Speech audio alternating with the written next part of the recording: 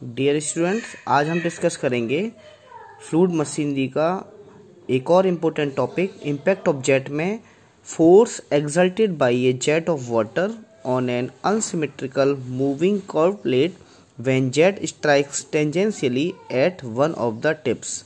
काफ़ी स्टूडेंट्स की मेरे पास क्वेरी आ रही थी कि सर जो वेलोसिटी डायग्राम है, वेलोसिटी ट्रायंगल है, वो किस तरह से बनता है। तो उसको लेके मैंने ये वीडियो बना रहा हूँ। आप थोड़ा सा इसे ध्यान से समझने की कोशिश कीजिएगा। हमारे सामने एक अनसिमेट्रिकल मूविंग कर्व प्लेट है, यानी कि ये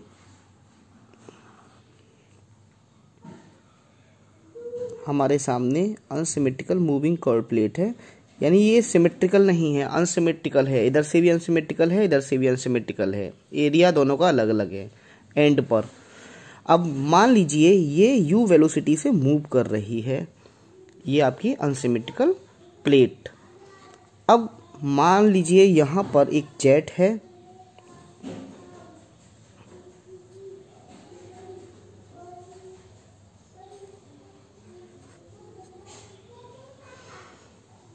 जो कि इसमें डेरिवेशन में लिखा हुआ है force exerted by a jet of water on an unsymmetrical moving curve plate. ये कर्व प्लेट हो गई।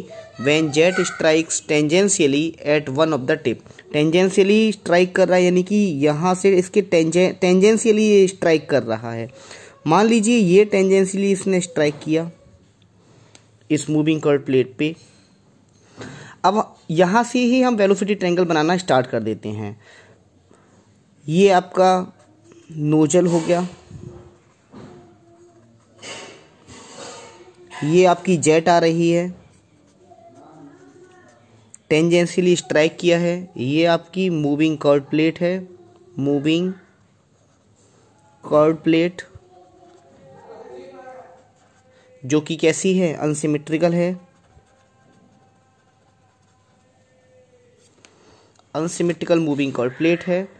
अब हम देखते हैं जब ये नोजल से जब जेट निकलेगी तो वो कुछ अपनी स्पीड से होगी। भाई मान लो v1 स्पीड से मान लो जेट आ रही है, तो v1 स्पीड के साथ में जेट ने स्ट्राइक किया।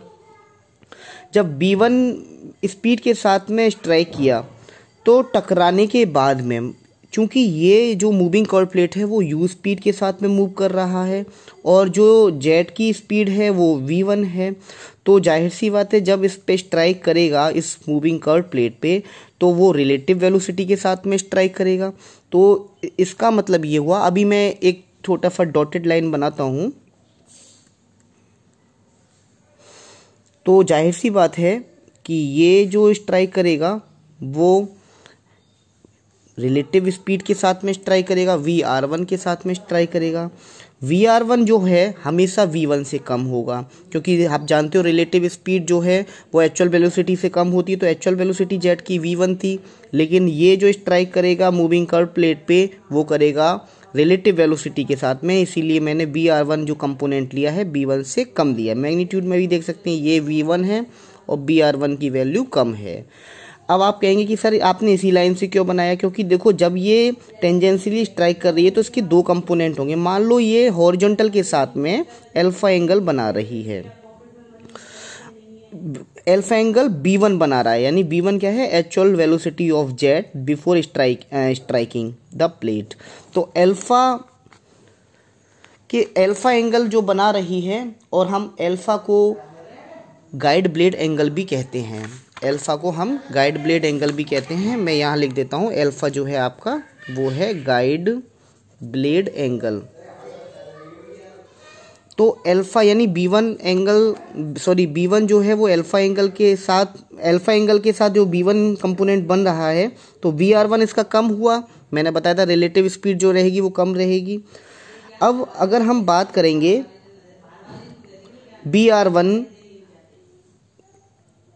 B1 का जो हॉरिजॉन्टल, इसको कंपेयर करेंगे, अगर हम इसको दो कंपोनेंट में डिवाइड करेंगे तो ये बनेगा B1 cos अल्फा, और इसी का ही एक और वर्टिकल कंपोनेंट अगर हम निकालेंगे तो इसको हम बोल देंगे B1 sin अल्फा। जो कि B1 sin अल्फा होता है वो होता है BF1 के इक्वल। ये वर्टिकल कंपोनेंट हमेशा BF1 के इक्वल रहेगा, जबकि हॉरिजॉन्टल कंपोनेंट एक्चुअल वेलोसिटी का वो रहेगा BW1 की। VW1 आपकी वर्ल वेलोसिटी होती है और BF1 होता है वेलोसिटी ऑफ फ्लो। आप लिख सकते हैं वर्ल वेलोसिटी। वर्ल वेलोसिटी जो कंपोनेंट रहता है वो हमेशा रहता है हॉरिजॉन्टल में, जबकि वेलोसिटी ऑफ फ्लो का जो कंपोनेंट रहता है वो आपका रहता है वर्टिकल में। अब जो VR1 है वो इस हॉरिजॉन्टल के साथ में थीटा एंगल बना रहा है। जहाँ पर अगर हम मैं बात करूँ, जो थीटा एंगल है, थीटा एंगल को हम वेन एंगल भी बोलते हैं। थीटा को हम वेन एंगल भी बोलते हैं। ये दोनों चीज़ें इनलेट पे हो गई, क्योंकि इनलेट पे ही स्ट्राइक कर रहा है। तो ये ट्रायंगल हमारे सामने इनलेट का तैयार हो गया है।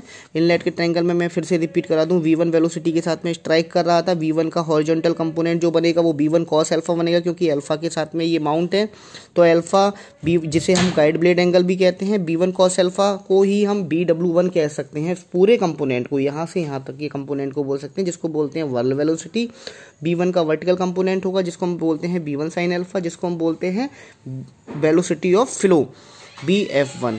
इसके बाद में अब हम आउटलेट की बात करते हैं। आउटलेट पे बात करेंगे तो आउटलेट पे जेट रिलेटिव स्पीड के साथ ना निकल के, जेट एक्चुअल वेलोसिटी के साथ ना एग्जिट करके रिलेटिव इस वेलोसिटी के साथ में स्ट्राइक करेगा।